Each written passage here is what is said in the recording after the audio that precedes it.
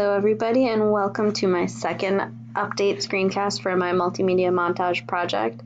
Up on the screen right now I have my original proposal, and just as a reminder, I'm working on creating a depository of digital resources that teachers can use in their instruction.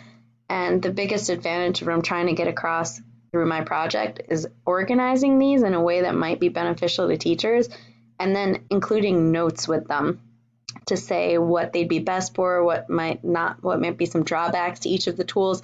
And that way teachers can use this really clear, organized, curated tool to find what would best meet the need that they're trying to fill with their students.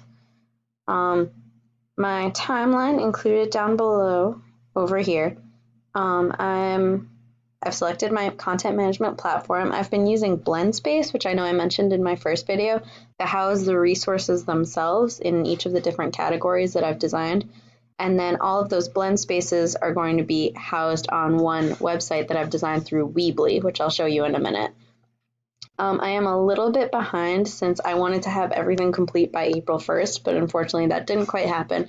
It's been a very hectic time. I'm also currently in Mississippi for a conference, so it was just not in the cards, but ideally I should be able to get it done by next week, particularly since it is spring break and I will have a lot more free time and I'll be able to just power through and finish the last bits that I have left. So for the website itself, let's go back. This is my home page. Now, you won't have all this extra stuff on the side once the site actually launches, but this is the home page of my site. There should also be a navigation. I don't know why it's showing it on like a mobile view, but there will also be a navigation up on top. Then I created kind of compilation of images to try and get across a story with this quote in the middle. Now, the story is, you might kind of guess using your visual literacy skills, is students using technology in facilitation of learning, and how this compares with old media. Now, the point is that it's all about students learning. It's not just the technology itself. It's about the students. Here we have students using technology. Here we have a student not even using technology, but it's just about the opportunities that technology can offer, of being able to kind of, like this girl is, see through other worlds, see the possibilities. And down here, some traditional tools. And over here, it's just the idea of using these tools to help students succeed. And the quote that I've chosen to include here is, "It's not about the technology. It's about sharing knowledge and information, communicating efficiently, building learning communities, and creating a culture of professionalism in schools. These are the key responsibilities of all educational leaders." And it's to show that even though this is about web tools, at the end of the day, it's about using web tools for learning. It's not about the technology. It's about enhancing teaching and using all the tools available to you. Now, my three main categories in the navigation, which again is normally up top here, but I think it's because I have it set on a smaller screen right now, are home, where I included, this is the home page, and there's a quick about the depository just to explain what it is. I have my web tools by category, which if you click, I have a rather long list. Currently it is 10 different classifications, which include assessment through games, copyright-friendly images, content management systems, curriculum content resources, digital images, posters, and infographics, digital presentation tools, digital storytelling, ebooks and audiobooks, mind mapping and visual note-taking, student web-based portfolios, and video production, which includes screencasting. So just to show you what one of these might look like, let's go to, say, digital images, poster, and infographics. And so we have the title up top, and then here I put a description of why this matters, why this is important. And I tried to make that the first paragraph on each of the pages, and just to say, basically, what's the point? Again, it's not about the technology, it's about using the technology. And to that effect, in the second paragraph, I tried to offer suggestions of how you can use these in your own classroom. So I said they can be used by teachers to create engaging visuals during instruction, or you can have students use them to kind of help spruce up projects and bring like a more traditional book report into the 21st century. And then here is the blend space itself. Now I only have 5 tools on this one right now, but I'm hoping to add some more.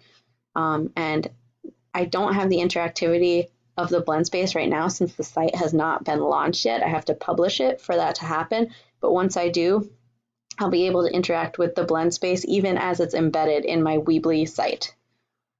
Just to show you another example, which I think was the one I used last time in my first update video. This is the copyright-friendly images, and I also linked the copyright-friendly toolkit, which I know I shared in Google Plus or in one of my blog posts to kind of help people who are struggling understand copyright. Again, introduction, why this is important, and then how you can use this in your classroom.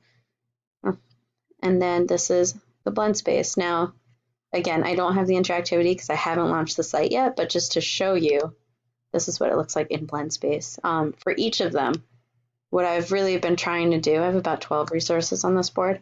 What I've really been pushing for is that interactivity, is that annotation. So here, for all of them, it's very similar to what I did in my my project when we were reviewing the different web tools.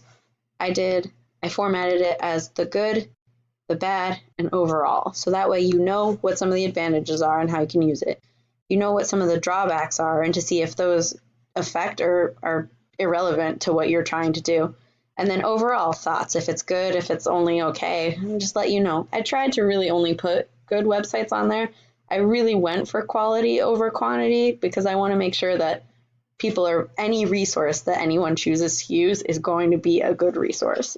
But that said, it does depend on the need. It's hard to say something that might be a great resource for one thing could be terrible for another. It does depend on the project, and that's really what I'm hoping to get across with my comments, with my annotations.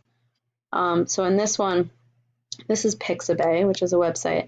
Now, one of the advantages of BlendSpace is also it has interactivity. When you open it, it's like you're on the site itself. It's just embedded in a BlendSpace. So these are really beautiful free stock photos. And one thing that's different than Pixabay, which I mentioned that with Pixabay than a lot of its other competitors, which I mentioned here, is that they have video footage.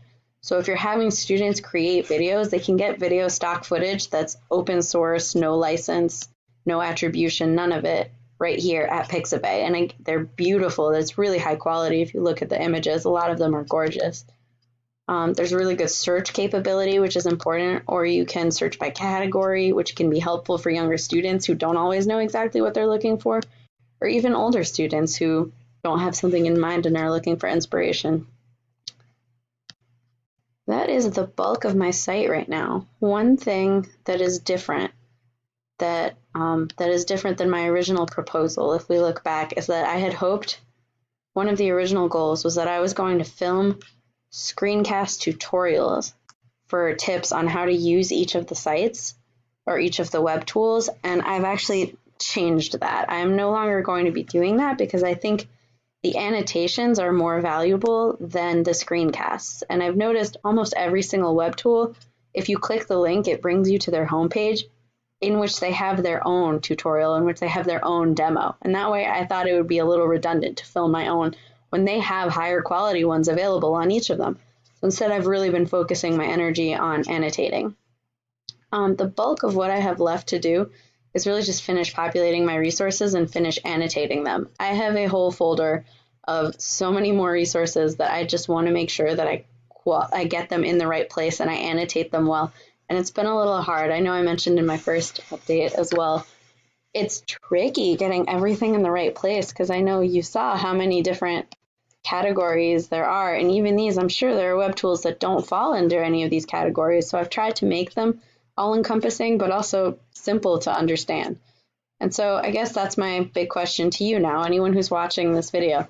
Do you think these categories are clear? Is there some of them that should be changed, phrased differently? And like I asked in my last video, would you as a teacher, would you use this? Would you benefit from this? Because that's really what I'm trying to do, is help make a resource that will help teachers.